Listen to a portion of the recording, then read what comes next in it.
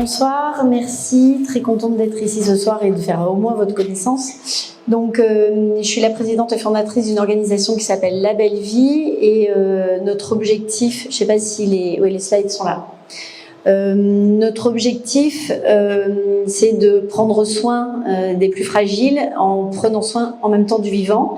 Et donc, on accompagne à la transition écologique et sociale des lieux de vie, et notamment le premier lieu de vie collective qu'on connaît tous, que sont les crèches. C'est par ce lieu de vie qu'on a commencé.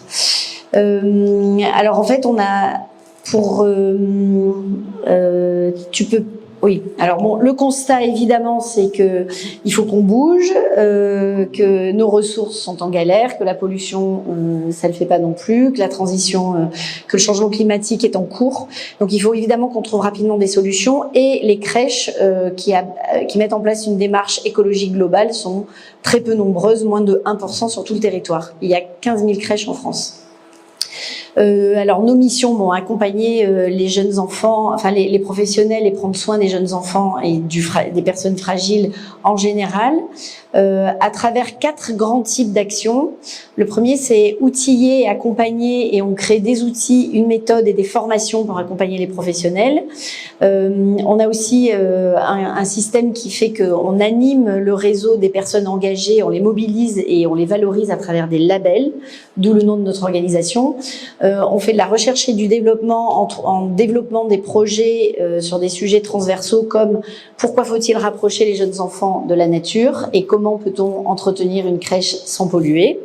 Et on fait aussi de la sensibilisation et autrement dit du lobby auprès des institutions pour opérer un changement systémique plus important.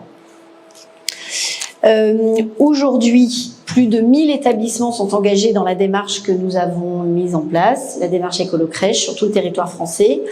Ça représente une dizaine de milliers de professionnels et plusieurs dizaines de milliers d'enfants. On a une démarche, tu peux revenir juste sur la slide précédente, on a une démarche pour vous expliquer rapidement comment on fonctionne, qui est basée sur des outils de diagnostic et de formation de montée en compétences des professionnels et qui marche très très bien. On fait des mesures d'impact très régulièrement chaque année qui montrent que la démarche qu'on a mise au point permet non seulement d'économiser des ressources, l'eau, l'énergie, mais aux alentours de 25%, donc je vous laisse mûrir les chiffres, tout en améliorant la qualité de vie des professionnels avec notamment une baisse de taux d'absence des professionnels de 34%, baisse des maladies des enfants, et en générant des économies pour les gestionnaires et pour les institutions et l'ensemble des parties prenantes.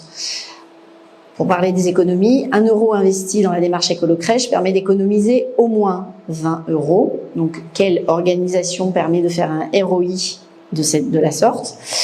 Et pour les gestionnaires en direct, ils économisent chaque année entre 3 500 et 12 000 euros par an sur les crèches qu'ils engagent dans cette démarche.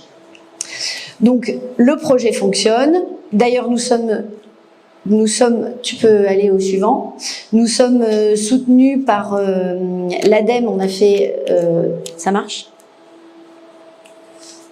C'est juste pour que vous soyez en phase, mais comme le projet marche, on a sollicité l'État pour un contrat d'impact et on a levé il y a 1 an 2,6 millions pour nous permettre de changer d'échelle et passer de 700 crèches à l'époque à 2500 d'ici 2 ans.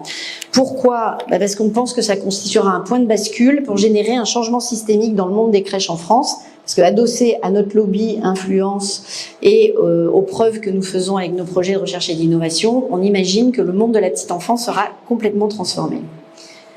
C'est très bien, l'échelle nationale, on peut imaginer que on est déjà sur la bonne pente, on est passé de 500 à 1000 établissements, il nous en reste 1500 à aller chercher. Si vous connaissez des gestionnaires de crèches qui veulent s'engager dans la démarche, je sais, mais je le connais bien et c'est un clin d'œil. Pour nous aider à transformer, ils sont les bienvenus, donc ça peut être un appui. Mais ce que nous souhaitons aussi faire, c'est qu'en même temps que ce changement d'échelle, et notamment parce qu'il est fait avec beaucoup de digitalisation, on a décidé de créer des lieux références, 5 en France, qui abriteraient une crèche pilote, une crèche d'application qui nous permettrait de montrer qu'il est possible de pousser très très loin les solutions éco-responsables dans le monde de la petite enfance, qui seraient aussi des lieux vitrines et qui serviraient de lieux de formation pour des jeunes personnes en formation initiale qui deviennent professionnels de la petite enfance, des centres ressources aussi pour les professionnels, mais aussi pour les parents. Vous n'êtes pas sans ignorer que les 1000 premiers jours de la vie sont des jours fondamentaux pour adopter des pratiques efficaces sur le changement de société, mais surtout pour la santé des enfants, et qui serait voilà, centre de formation, crèche pilote, etc. Donc on a décidé d'en faire 5 en France. Je suis marseillaise, Écolo Crèche est née à Marseille, et donc on voudrait que le premier se passe ici. Voilà. Donc pourquoi on est venu vous présenter le projet? Parce qu'on est vraiment en train de le développer, le mettre en place. On est en train de chercher un endroit, de chercher des supports et un réseau, et de chercher de l'argent. Ça, c'était le pitch jusqu'à ce matin. Et puis ce matin, on est allé visiter pour la 2e fois un lieu qui finalement remplit bien les cases, qui est dans le 9e arrondissement, qui a 600 mètres carrés de bâti à rénover, qui a des milliers de mètres de carrés de jardin, donc de quoi accueillir beaucoup d'enfants, etc. Mais rien que pour le rénover, il faut 1,2 million.